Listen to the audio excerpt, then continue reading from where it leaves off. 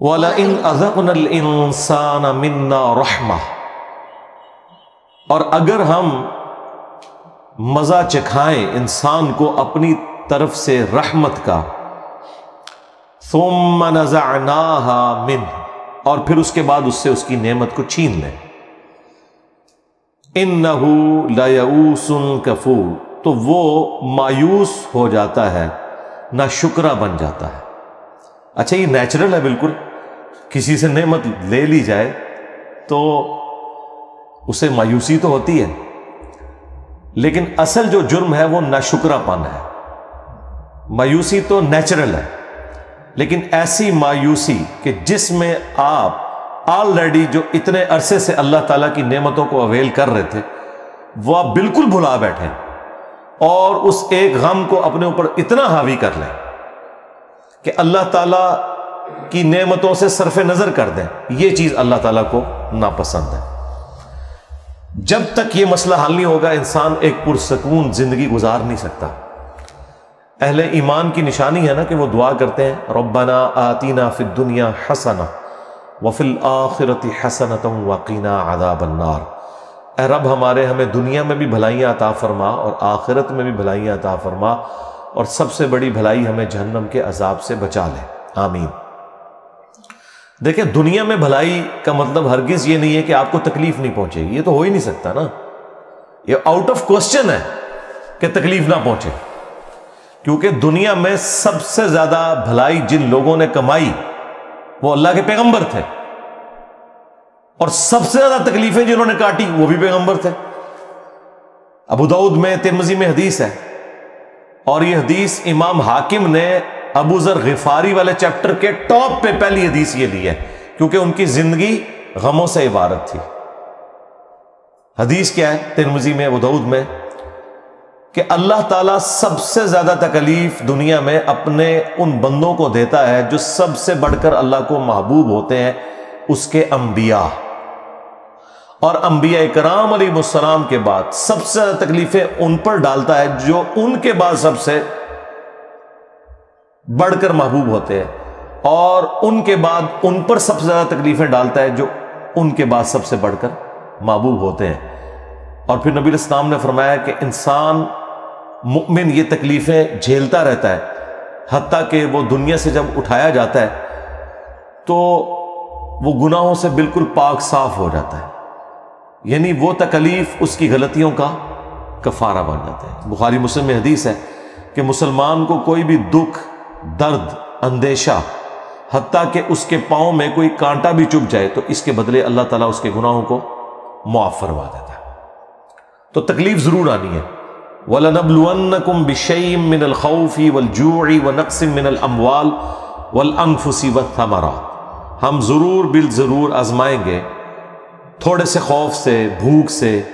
جان اور مال میں نقص سے، اور پھر دیکھیں گے کہ اس کے جواب میں انسان کی روش کیا ہے، اور وہ اہل ایمان کی روش بتا دی گئی کہ وہ ہر تکلیف اور پریشانی میں یہی دعا کرتے ہیں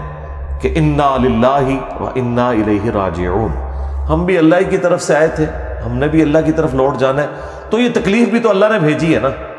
جس طرح ہمیں موت آنی ہے اس تکلیف کو بھی تو موت آنی ہے، ہر تکلیف کو بھی موت آنی ہے، اس دن تو تکلیف کو موت آ ہی جائے گی جس دن آپ کو موت آئے گی۔ اگر کسی شخص کو لا علاج مرض لگ گیا تو اس مرض کا خاتمہ اس دن تو ہو ہی جانا ہے جس دن اس نے خود دنیا سے چلے جانا ہے۔ تو ہم بھی اللہ کی طرف سے آئے تھے، اللہ کی طرف چلے جائیں گے، یہ تکلیف بھی چلی جائے گی، لیکن روش یہ ہونی چاہیے کہ ناشکری کی کوئی اپروچ نہیں ہونی چاہیے، اللہ کا شکر ہر حال میں ادا کیا جائے، اور اس کے علاوہ چارہ بھی تو کوئی نہیں۔ اگر کوئی شخص یہ سمجھتا ہے کہ اس کے علاوہ بھی کوئی چارہ ہے اپنی تکلیف کو، غم کو غلط کرنے کا، تو ہمیں بتا دے۔ اس سے بڑھ کر کوئی راستہ، کوئی اور سلوشن نہیں ہو سکتا کہ انسان تکلیف میں اللہ کی طرف رجوع لائے اور کہے کہ جو اللہ کی مرضی، جو میرے ساتھ یہ معاملہ ہوا یہ اللہ کی طرف سے تکلیف آئی تھی، اسی کی طرف لوٹ جانی ہے۔ اور پھر انسان اپنی گزشتہ کی زندگی کو یاد کرے کہ انسان کی زندگی میں کتنے خوشی کے لمحات تھے، ان میں اگر ایک تکلیف کی کیفیت آ گئی تو اس کی وجہ سے وہ خوشی تو ختم نہیں ہوگی۔ مثلا اگر کسی نے 40 سال زندگی کے آسانی میں کاٹے ہیں اور 41ویں سال میں اسے کوئی تکلیف پہنچی ہے، تو اس تکلیف کی وجہ سے جو وہ 40 سال سکون کے کاٹ چکا ہے وہ کیسے 0 سے ملٹیپلائی ہو گئے، بلکہ اس کے بعد آنے والی جو زندگی ہے وہ بھی 0 سے ملٹیپلائی نہیں ہوئی، کیونکہ ہر تکلیف کے بعد اللہ تعالیٰ کی طرف سے آسانی بھی تو آتی ہے۔ ان مع العسر یسرا، ان مع العسر یسرا، یہ 2 بار جملہ رپیٹ ہوا ہے ایک صورت کے، کہ بے شک ہر مشکل کے ساتھ آسانی آنے والی ہے، اور عموماً مشکل بعض اوقات لمبی آسانی کے لیے آتی ہے، اس کے بعد ایک سٹیبلٹی آ جاتی ہے۔ عورت پریگنینسی کی تکلیف سے گزرتی ہے، اس کے بعد ایک آسانی اسے ملتی ہے اولاد کی شکل میں۔ تو مشکل کے ساتھ پریشانی اٹیچ ہے۔ آپ ذرا وہ لمحات غور کریں کہ جب یوسف علیہ السلام کو ان کے بھائیوں نے اندھیرے کنویں میں ڈال دیا تھا، تو اس ایک لمحے میں اپنے آپ کو رکھ کے دیکھیں تو زندگی تو انسان کی ختم ہو گئی نا، لیکن اللہ تعالیٰ نے اسی میں سے ان کے لیے آسانی نکال دی۔ آپ ان لمحات کو یاد کریں جب رسول اللہ صلی اللہ علیہ وآلہ وسلم کو مشرکین عرب کی سازشوں کی وجہ سے مکہ شریف چھوڑنا پڑ گیا۔ اب رسول اللہ کو اس وقت تو نہیں پتا تھا کہ مدینے میں میری وہ زندگی انتظار کر رہی ہے کہ اگلے 10 سالوں کے اندر ٹوٹل عرب میں ریولوشن آ جائے گی، اور اس کے بعد بھی چند سالوں میں رومنز اور پرشینز مسلمانوں کے قدموں میں ڈھیر ہو جائیں گے۔ تو وہ جو تکلیف تھی اس کے بعد ایک اتنی بڑی آسانی آنے والی تھی۔ تو انسان کو مایوسی کی روش، ناشکری کی روش نہیں اختیار کرنی چاہیے، لیکن یہ ظاہر انسان کے انسٹنکٹ میں، اسی کے اوپر تو آپ نے قابو پانا ہے، تو اللہ تعالیٰ کے محبوب بندے بنیں گے نا۔ وَلَئِنْ أَذَقْنَاهُ نَعْمَاءَ بَعْدَ ضَرَّاءَ مَسَّتْ، اور جب ہم چکھاتے ہیں اسے کوئی نعمت اس تکلیف کے بعد جو وہ کاٹ چکا تھا، لَيَقُولَنَّ ذَهَبَ السَّيِّئَاتُ عَنِّي، تو وہ پھر کہتا ہے کہ بس ساری تکلیفیں ہوگی مجھ سے دور۔ إِنَّهُ لَفَرِحٌ فَخُورٌ، بے شک وہ بڑا خوش ہونے والا اور اترانے والا ہے۔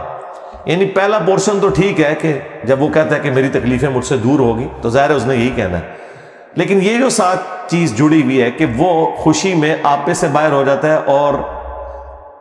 شیخی بگاڑنا شروع کر دیتا ہے، اترانا شروع کر دیتا ہے، یہ چیز بھی اللہ تعالیٰ کو پسند نہیں ہے۔ یعنی غم کی کیفیت میں کفران نعمت برداشت نہیں ہے اللہ کو،